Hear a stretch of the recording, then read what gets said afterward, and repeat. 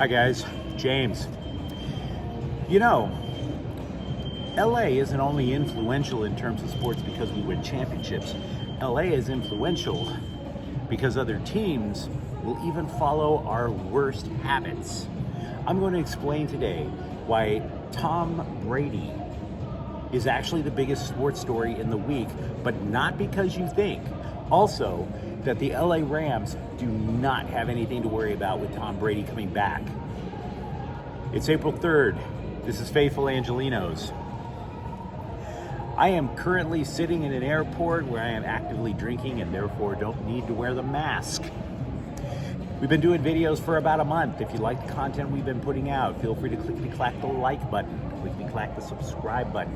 We added subscribers yesterday. Thanks for joining in. There's a notification bell. Hit that. Because after all, we put out a new video between 9 and 10 a.m. every single day. Sharing is caring. Let people know we exist. Trying to spread the gospel of LA sports, and by all means comment. I'm not God. I don't know everything. I am traveling back to work in Des Moines, Iowa, where the current temperature is FML. I am not looking forward to that. But what the hell? Let's talk some sports. Start off by checking the scoreboard. Last night, Anže Kopitar, 2 points in his 1,200th game. The LA Kings defeat Winnipeg 3-2. That was a 3-game Canadian road trip. The maximum they could have gotten was 6 points. They got 5. Terrific job by the Kings. Go get with them. They're going back to the Stanley Cup playoffs, I believe. LAFC also defeated Orlando City 4-2. That I did a rapid recap on that game. That is on my feed. Just feel free to look at the video below.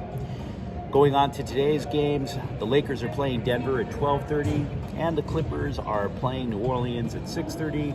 What does that mean? Nothing. There's going to be tumbleweeds blowing across Crypto.com arena. There's no reason to care. But there is a game I care about. It is Galaxy Game Day. They are playing Portland at 1:30. It's an interesting game for a couple of reasons.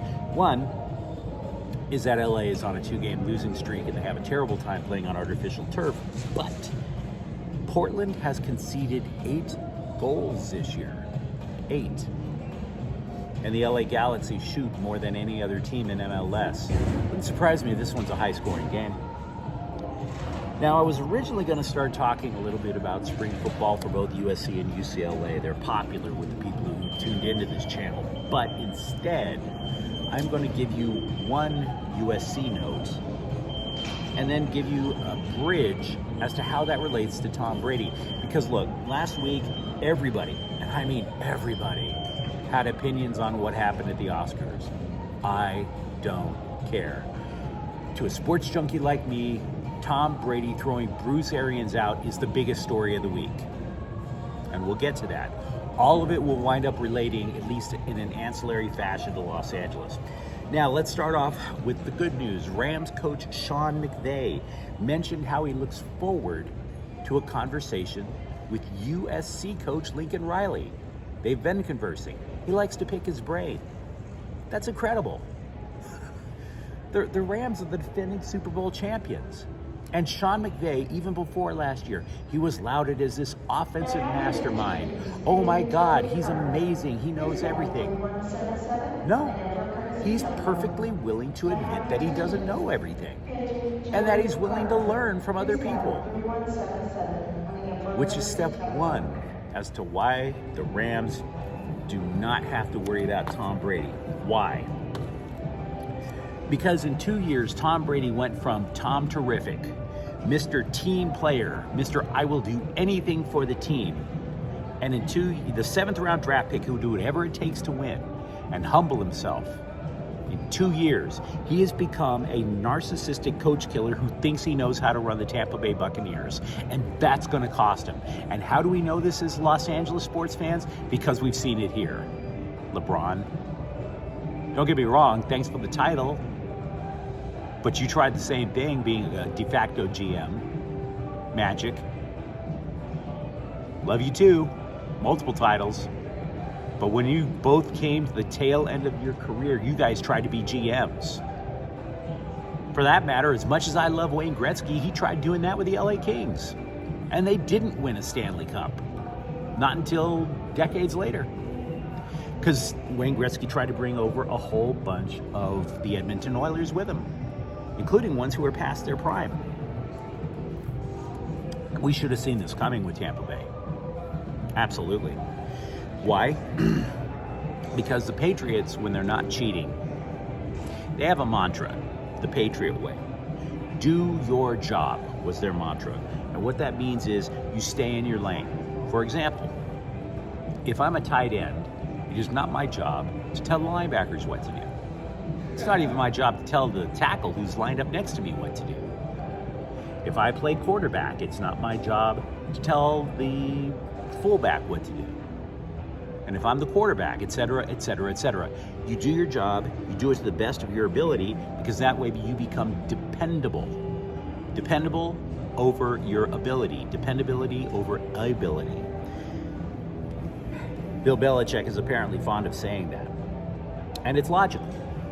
It is. Because we have seen many talented athletes go outside of their lane and fail. They try to become coaches. How many amazing players have tried to coach and fail? How many amazing players during their playing career try to be de facto GMs and fail? It is not that easy. And Tom Brady, the moment he went over to Tampa Bay, did you notice he started bringing over players he likes? Rob Gronkowski. How about Antonio Brown? How did that one work out? Now, don't get me wrong, they won the Super Bowl 2 years ago. But don't tell me that Rob Gronkowski was the difference maker. I mean, he was okay. He was good. You still want him on your team. What about Antonio Brown? What about that guy? Huh? Last we saw, he was running half naked across the field. It is not that easy being a GM because you are trying to build the whole thing. And that's not Tom Brady's forte. It clearly isn't. So now, Tom Brady is not only playing GM, but he retired. And then he comes back so that he can be the owner and fire his immediate supervisor, i.e. his coach. Bruce Arians retiring? For what? What did he do wrong? You could argue that he was a big chunk of the reason that Tampa Bay won the Super Bowl a couple of years ago. So now you're handpicking head coaches. Why? We've seen it with LeBron. LeBron in Cleveland got rid of coaches. LeBron in Cleveland tried to build a team as a GM. He's even been trying to do it in LA. He's the one who rubber stamped the Russell Westbrook trade. Now look at the Lakers. Where are they? They have arguably two of the top 10 players in basketball, and they're going to miss the playoffs. No. Tom Brady is arguably the greatest football player of all time, but if he is not careful, he is going to, in the next couple of years, ruin his image in a manner even worse than Willie Mays. Because Willie Mays, he simply lost his athletic ability due to Father Time. Brady could get beaten to a pulp, an absolute pulp, because of the players that he is hand-picking to play with. It's an extremely violent game. You cannot afford to say who you're going to pick. You don't have that luxury. You need to stay in your lane. Tom Brady's likely upcoming failure as the quarterback -GM -owner, that is a lesson for all of us to learn. It's a lesson for the Lakers to understand implicitly with LeBron. And it's going to be a lesson that Tampa Bay is going to learn. The guy that you would think shouldn't be in a position to learn would be the coach. And yet Sean McVay is listening. He listens to his own quarterback, Matthew Stafford. He applies what Matthew Stafford would like to do. He listens to other coaches in the game. He's constantly listening. And now, Tom Brady doesn't want to listen to anybody. And that is why the Rams shouldn't fear Tampa Bay. This was a brief rant because, after all, the plane be a-waitin'. If you enjoyed today's show, by all means, like, comment, and subscribe to Faithful Angelenos. We are trying to build something over here. I'm James. Thank you for watching. Faithful Angelenos is a Quian Corte El Queso production. Have a great day. Bye-bye.